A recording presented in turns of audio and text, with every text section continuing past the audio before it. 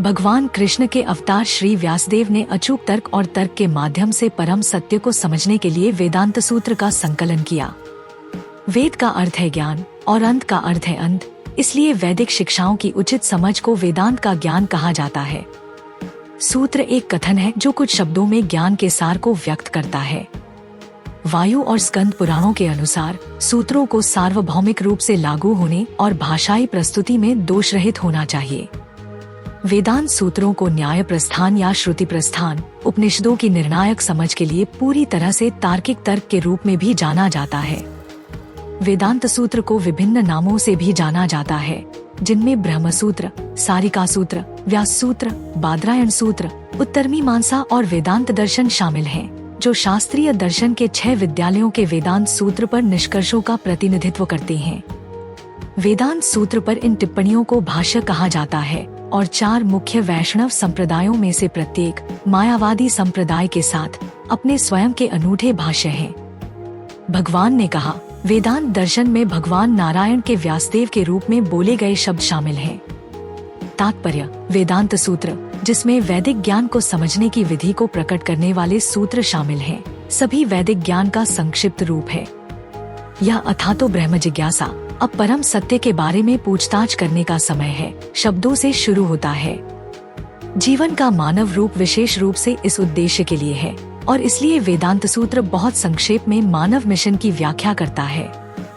वायु और स्कंद पुराणों के शब्दों से इसकी पुष्टि होती है, जो सूत्र को इस प्रकार परिभाषित करते हैं: अल्पक्षरम असंदिग्धम, सारवत विश्वतोमुखम, अस्तोभम अन्वद्यम च, सूत्रम सूत्रविदो विद्वा। सूत्र एक सूत्र है जो सभी ज्ञान का सार न्यूनतम शब्दों में व्यक्त करता है। यह सार्वभौमिक रूप से लागू होना चाहिए और इसकी भाषाई प्रस्तुति में दोष रहित होना चाहिए। ऐसे सूत्रों से परिचित कोई भी व्यक्ति वेदांत सूत्र से अवश्य परिचित होगा, जो विद्वानों के बीच निम्नलिखित विभिन्न नामों से प्रसिद्ध है: 1. ब्रह्म सूत्र, 2. शरीरक, 3. व्यास सूत्र, 4. बादरायण सूत्र, 5. उत्तरमीमांसा और 6. वेदांत दर्शन। वेदांत सूत्र में 4 अध्याय हैं और प्रत्येक अध्याय में 4 विभाग पाद हैं। इसलिए वेदांत सूत्र को सोदासापाद या सूत्रों के 16 विभाग कहा जा सकता है। प्रत्येक विभाग का विषय 5 अलग अलग विषय वस्तुओं, अधिकरण के संदर्भ में पूरी तरह से वर्णित है, जिन्हें तकनीकी रूप से प्रतिज्ञा, हेतु, उदाहरण, उपनयन और निगमन कहा जाता है। प्रत्येक विषय को अनिवार्य रूप से प्रतिज्ञा या ग्रंथ के उद्देश्य की एक गंभीर घोषणा के संदर्भ में समझाया जाना चाहिए। वेदांत सूत्र के आरंभ में दी गई गंभीर घोषणा अथातो ब्रह्म जिज्ञासा है, जो इंगित करती है कि यह पुस्तक परम सत्य के बारे में पूछताछ करने की गंभीर घोषणा के साथ लिखी गई थी। इसी तरह कारणों को व्यक्त किया जाना चाहिए, हेतु, विभिन्न तथ्यों के संदर्भ में उदाहरण दिए जाने चाहिए, उदाहरण, विषय को धीरे धीरे समझने के लिए करीब लाया जाना चाहिए, उपनयन, और अंत में इसे वैदिक शास्त्रों, निगमन से आधिकारिक उद्धरणों द्वारा समर्थित किया जाना चाहिए।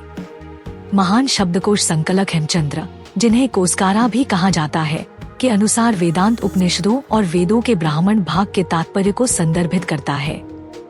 प्रोफेसर आप्टे ने अपने शब्दकोश में वेदों के ब्राह्मण भाग का वर्णन उस भाग के रूप में किया है जो विभिन्न यज्ञों में भजनों के उपयोग के नियमों को बताता है और उनकी उत्पत्ति के बारे में विस्तृत व्याख्या करता है, कभी कभी किंवदंतियों और कहानियों के रूप में लंबे उदाहरणों के साथ। यह वेदों के मंत्र भाग से अलग है। हेमचंद्र ने कहा कि वेदों के पूरक को वेदांत सूत्र कहा जाता है।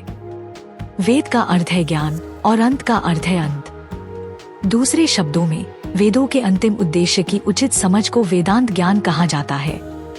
ऐसा ज्ञान, जैसा कि वेदांत सूत्र के सूत्रों में दिया गया है, उपनिषदों द्वारा समर्थित होना चाहिए।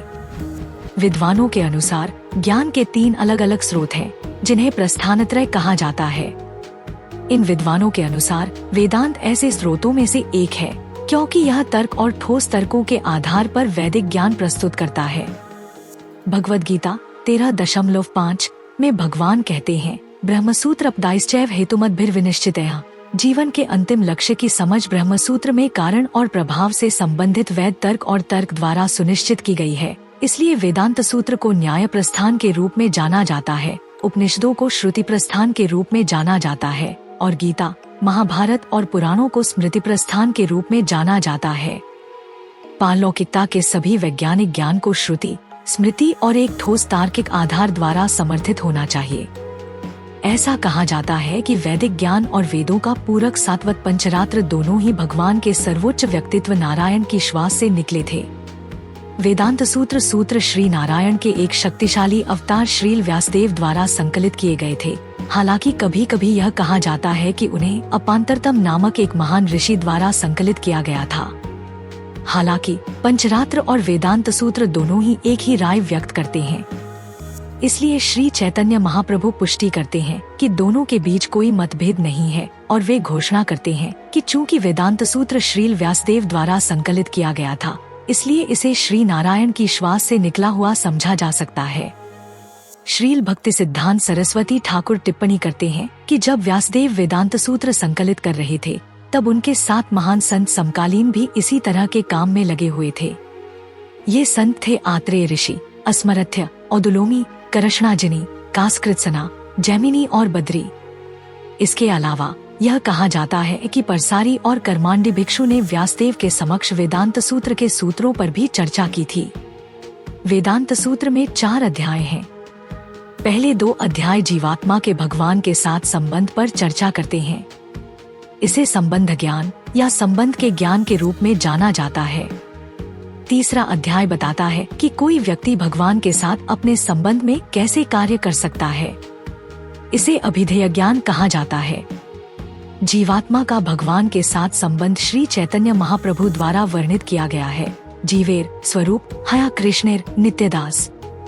जीवात्मा कृष्ण भगवान का शाश्वत सेवक है। मध्य 20.108 अतः उस संबंध में कार्य करने के लिए व्यक्ति को साधना भक्ति या भगवान के परम व्यक्तित्व की सेवा के निर्धारित कर्तव्यों का पालन करना चाहिए। इसे अभिधेय ज्ञान कहते हैं। चतुर्थ अध्याय में ऐसी भक्ति प्रयोजन ज्ञान के परिणाम का वर्णन किया गया है। जीवन का यह परम लक्ष्य घर वापस जाना, भगवान के पास वापस जाना है। वेदांत सूत्र में अनावृत्य शब्द इस परम लक्ष्य की ओर संकेत करते हैं। नारायण के एक शक्तिशाली अवतार श्रील व्यासदेव ने वेदांत सूत्र का संकलन किया तथा इसे अनधिकृत भाष्यों से बचाने के लिए उन्होंने अपने आध्यात्मिक गुरु नारद मुनि के निर्देश पर स्वयं श्रीमद् भागवतम की रचना की, जो वेदांत सूत्र पर मूल भाष्य है। श्रीमद् भागवतम के अतिरिक्त वेदांत सूत्र पर सभी प्रमुख वैष्णव आचार्यों द्वारा रचित भाष्य हैं तथा उनमें से प्रत्येक में भगवान की भक्ति का बहुत स्पष्ट रूप से वर्णन किया गया है। शंकराचार्य के भाष्य का अनुसरण करने वालों ने ही वेदांत सूत्र का वर्णन अवैयक्तिक तरीके से किया है, जिसमें भगवान विष्णु की भक्ति का कोई उल्लेख नहीं है। आमतौर पर लोग वेदांत सूत्र के इस सारिका भाष्य या अवैयक्तिक वर्णन की बहुत सराहना करते हैं, लेकिन भगवान विष्णु की भक्ति से रहित सभी भाष्यों को मूल वेदांत सूत्र से उद्देश्य में भिन्न माना जाना चाहिए। दूसरे शब्दों में भगवान चैतन्य ने निश्चित रूप से पुष्टि की है कि वैष्णव आचार्यों द्वारा भगवान विष्णु की भक्ति के आधार पर लिखी गई टिप्पणियां या भाष्य, न कि शंकराचार्य का सारिका भाष्य, वेदांत सूत्र की वास्तविक व्याख्या देते हैं।